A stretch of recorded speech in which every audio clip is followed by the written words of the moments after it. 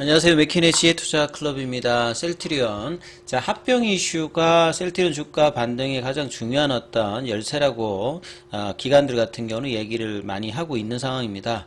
자, 그리고 전체 바이오 시밀러 시장 같은 경우는 2026년도까지 56조로 성장률 자체가 이게 낮지 않았던 상황이죠. 셀트리온의 주가 15만원 회복은 어떻게 될까요? 이 부분 한번 살펴보도록 하겠습니다. 먼저 차트 흐름으로 한번 살펴보도록 하겠습니다. 오늘 시장 전반적인 흐름들은 최근에 이제 거래 대금도 가장 많이 들어가고 있고 핫했던 이 초전도체 관련되는 테마주들이 네이처지에 이제 관련된 어떤 이제 부분들이 이제 언급되면서 아침부터 이제 강한 조정이 나왔죠.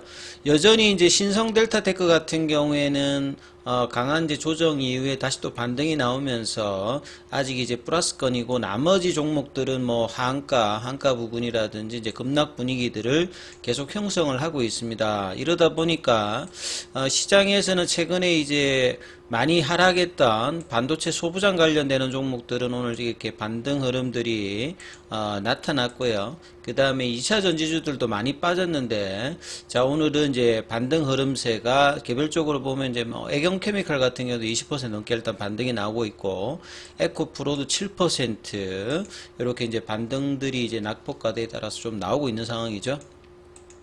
자, 바이오 쪽은 이제 상대적으로 이런 분위기 속에서 이 동훈아난텍이 이제 6% 반등 정도 나오고 나머지 이제 뭐 보르노이라든지 메지온 정도가 있고 전반적으로는 이제 약세 흐름이고요. 셀트리온 같은 경우에는 이런 어떤 시장 흐름에서는 크게 지금 따라가지 못하는 어떤 흐름들을 계속 보여주고 있죠. 어제 그제 이틀 연속으로 이제 음봉이 나오고 난 다음에 추가적인 하락은 상당히 좀 제한적입니다만 그렇다고 반등세가 좀 나오지도 않고 이 거래량도 오전장에 이렇게 크지 않는 어떤 흐름들을 보여주고 있죠. 3분봉으로 살펴보면 아침에 14만 4,100원대를 저점으로 해서 14만 6천원대를 고점으로 굉장히 2천원 정도의 어떤 좁은 박스권 흐름으로 거래량 없이 옆으로 이제 플랫형으로 조정하고 있고요. 셀트리온 헬스케어도 이제 약보합세, 셀트리온 제약 같은 경우에도 아침에 이제 양봉으로 이제 3분봉으로 처음에 나왔습니다만 거래량이 이제 뭐 이때 조금 실리고 난 다음에 그 뒤에는 그 양봉 안에서 이제 플랫형으로 이제 나오고 있죠. 자, 이런 부분에 영향을 주고 있는 거는 단연 일단은 이제 뭐 거래량일 건데요. 셀트리온 같은 경우는 어제 이제 프로그램 쪽 매도가 좀 많이 났는데 오늘 이제 프로그램 쪽은 일단 매수인데요. 외국계 관련되는 부분 거래원 순간 거래량에서 좀 보시게 되면 오전장에 모건스탠리 쪽에서 35,000주, 메릴린치에서 17,000주 계속 이제 이런 어떤 매도 압박들이 있는 상태에서 이제 주가 흐름들이 나오고 있는 상태죠. 그래서 이 월봉상으로 1년 반 이상으로 이 장기 어떤 바닥권의 어떤 회복을 하기 위해서 이 박스권 어떤 상향에 대한 어떤 흐름들이 나오면서 이 6월 말에 이제 옵토마렉스 관련되는 부분에 이제 PBM 등재 이슈가 되고 난 다음에 좀처럼 이 연봉의 어떤 저항대를 2달 가까이 지금 못 벗어나는 흐름들 속에서 2분기 실적이 좀 나빠지면서 기관들도 목표 주가를 하향 조정하면서 좀 안 좋은 어떤 흐름으로 계속 이제 주가가 형성되고 있죠. 그것도 이제 15만원대 밑단이면 이전이면 이제 밸류에이션 매력으로도 이제 수급이 들어오는데 요즘에는 이제 뭐 긴축이라든지 어떤 수급들 자체가 전반적으로 가는 것이 아니라 이제 쏠림 현상이 굉장히 강합니다. 그리고 뭐 2차 전지라든지 뭐 반도체 그 다음에 뭐 최근에 테마주들 바이오 쪽 같은 경우에는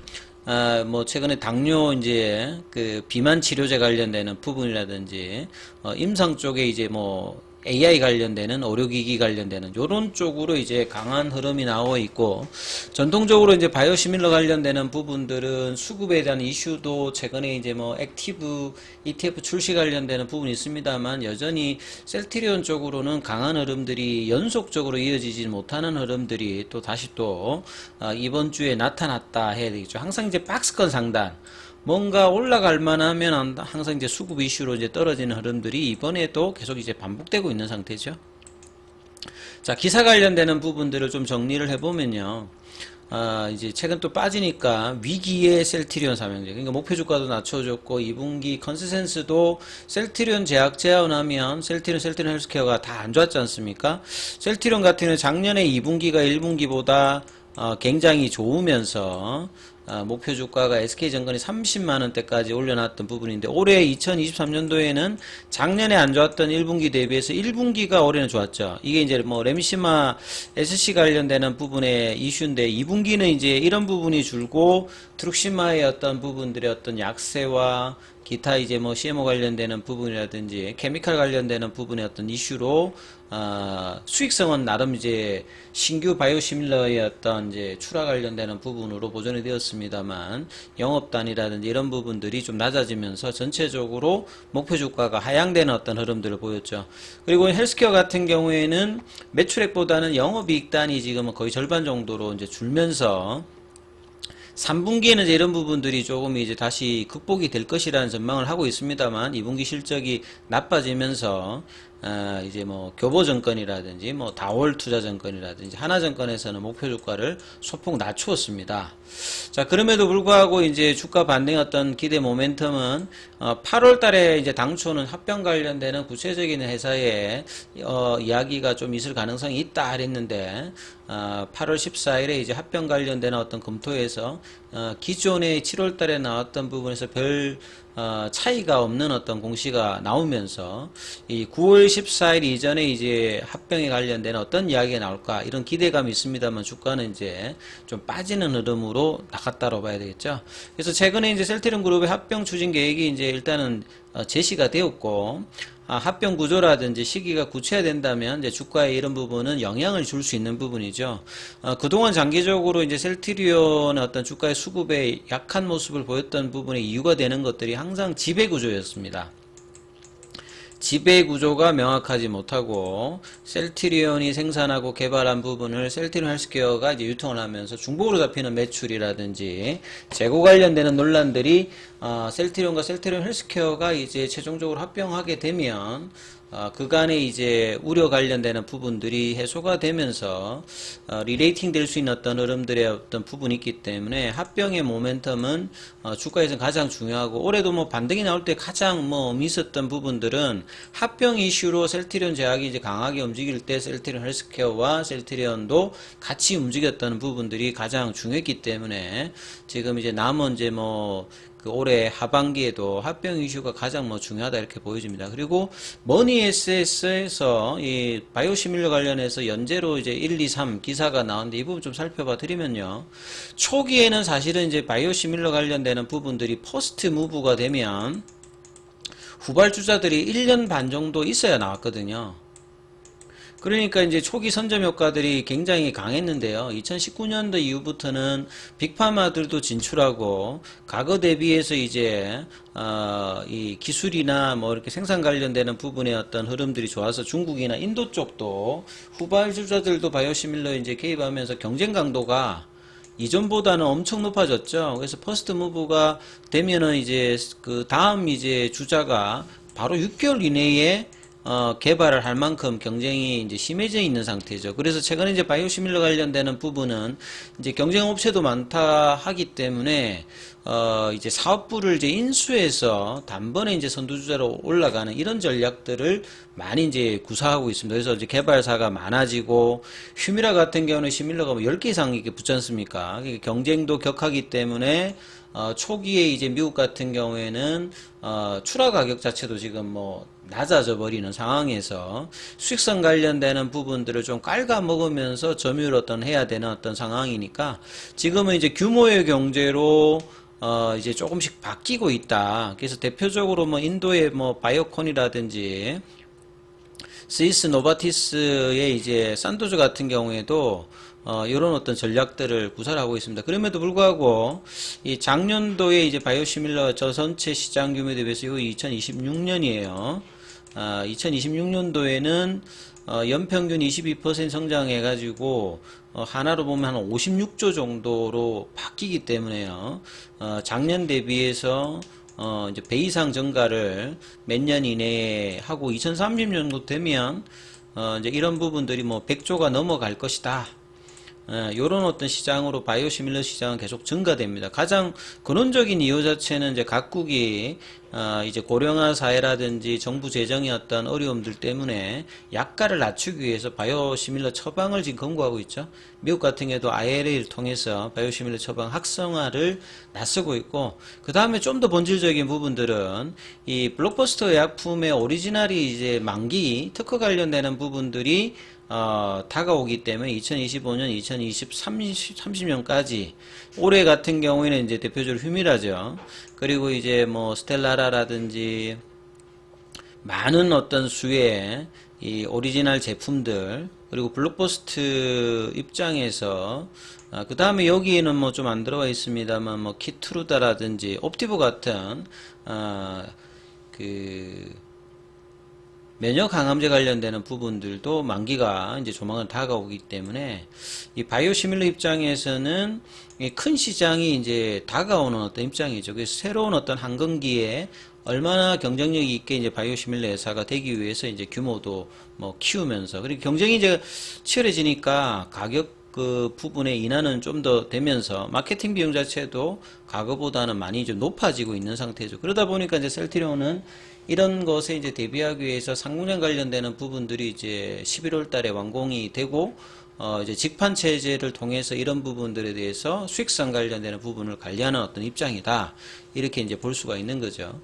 그 다음에 뭐 두 번째 나왔던 부분은 바이오시밀러 같은 경우에는 보통 우리 케미칼 의약품 같은 경우에는 분자식만 알면은 이 오리지널과 이제 거의 동등하게 카피하는 걸 그걸 제네릭이라고 하죠. 한국이 이제 이런 부분들을 제약사가 잘하는 부분이었습니다. 그래서 뭐 제네릭을 한다든지 아니면 뭐 수입해서 이제 판다든지 이런 어떤 구조로 수출보다는 자국의 어떤 내수 위주로 했는데, 이런 케미칼 의약품 자체가 이제 신약 관련되는 부분에 투자 대비해서 효과가 좀 떨어지다 보니까 뭐 암이라든지 자가 면역 질환에 이제 강점을 가지는 이 바이오 의약품 자체가 이제 1990년대 이후부터 많아졌고, 이제 그 부분들이 이제 특허 만료가 되니까 그 부분들을 이제 제네릭까지 카피하는 게 아니라 이거는 이제 생물체의 어떤 이제 분자 구조라든지 이런 걸 가지고 하기 때문에 배양을 해 가지고 이제 하는 거기 때문에 똑같이 만들어지지 않죠. 그래서 이제 부분을 시밀러라고 합니다. 그러니까 유사하다라고 하지 딱 똑같다 이렇게 보진 않습니다. 그래서 FDA도 근데 이제 외삽 적용을 하기 때문에 바이오시밀러 어떤 장점이 오리지널이 여러 이제 적응증을 가지고 있으면 뭐 임상에서 그 부분이 이제 증명이 되면 나머지 적응증을 가지고서는 하지 않아도 전체 적응증으로 허가를 해주는, 요게 바이오시밀러의 어떤 장점이죠. 외삽 적용으로 할 수 있는 부분. 그리고 이런 바이오시밀러는 2006년 유럽에서 먼저 이제 개발을 했습니다. 인성장 호르몬 같은 경우에는 바이오의약품에서도 1세대라고 보시면 되겠죠. 항체의약품이 아닌 상태고, 항체의약품에서 바이오시밀러로는 셀트리온의 이제 렘시마가 세계 최초라고 보시면 되겠죠. 그리고 작년까지 보면 이제 유럽이나 미국에서 75개 40개의 바이오시밀러가 이제 허가를 받았고요. 보통 이제 우리가 오리지널 바이오 의약품을 개발하려면 10년에 1조 정도 드는데요. 이 바이오시밀러는 상대적으로 기간이라든지 비용이 좀 작은 상태에서 하는데, 그럼에도 불구하고 이게 굉장히 어려운 부분들이 있으면 돈도 많이 들고, 그래서 이제 셀트리온 같은 경우에는 2013년도에 유럽에서 이 레미케이드 관련되는 부분의 렘시마를 이제 허가받으면서 한국에서는 이 바이오시밀러 관련되는 부분을 선도하는 어떤 회사로 이제 돼 있죠. 그 중에서 가장 이제 대표적인 부분이 렘시마 SC입니다. 그래서 렘시마 관련되는 부분들은 누적으로 해서 매출 기준으로 한 5조 정도를 했기 때문에 한 10년 정도 해가지고 이 정도면 연으로 보면 한 5천억 대니까 뭐 가장 이제 국내에서는 큰 어떤 규모를 했다 이렇게 보시면 되겠죠. 그래서 렘시마의 어떤 이제 성과는 요즘에도 아직까지도 지금 이제 캐시카우 역할로 유럽에서는 렘시마와 렘시마 SC 합해서 이 오리지널을 제끼면서 6년 정도 계속 이제 1위입니다. 그러니까 2017년도부터 오리지널을 제꼈죠. 그래서 이런 어떤 흐름들이 미국 시장에도 이어질지 여부가 굉장히 올해 내년에 중요한 부분일 거고요. 그래서 유플라이마 시장이 어떤 경쟁 강도보다는 램시마 SC가 신약을 허가받았을 때 실질적으로 이제 기관하우스에서는 좀 더 크게 바라본다 이렇게 뭐 볼 수 있겠죠. 자, 요 기사와 더불어서 이제 이런 내용들의 어떤 흐름들이 나왔는데 그래서 장기적으로는 셀트리온이 이제 이런 어떤 구간들을 때가 되면 이제 벗어날 건데 아직은 이제 좀처럼 지금 유플라이마 관련되는 PBM 등재 이슈라든지 실적 부진 그리고 좀처럼 어떤 수급에 관련되는 부분들이 이게 극복이 안 되고 있습니다만 이제 8월달 그래서 이제 이 부분들이 좀 극복이 되어서 이렇게 양봉이 나고 난 다음에 연봉이 나오면 추가적인 하락보다는 빠르게 이제 15만원권으로 올라가서 이 볼린저 밴드 상단을 넘어가서 이제 6월 말에 나왔던 이 부분을 극복을 해야 되는데요. 결국 이제 3, 4병에 관련되는 부분들도 9월달, 유플라이마 관련되는 부분에 공보험에 이제 PBM 등재 관련되는 부분도 CMS 이 행정 절차 때문에 1, 2개월 정도가 소요되기 때문에 늦어도 이제 뭐 9월달 이내에는 어떤 업체와 구체적으로 이제 계약관계 관련되는 불확실성 해소를 할 수 있기 때문에 자, 이 구간들은 이제 뭐 조만간 이제 벗어날 수 있지 않을까 이렇게 생각하는데요. 이 부분 좀 참조하시면서 그런 판단해 보시기 바라겠습니다. 여기까지 하겠습니다.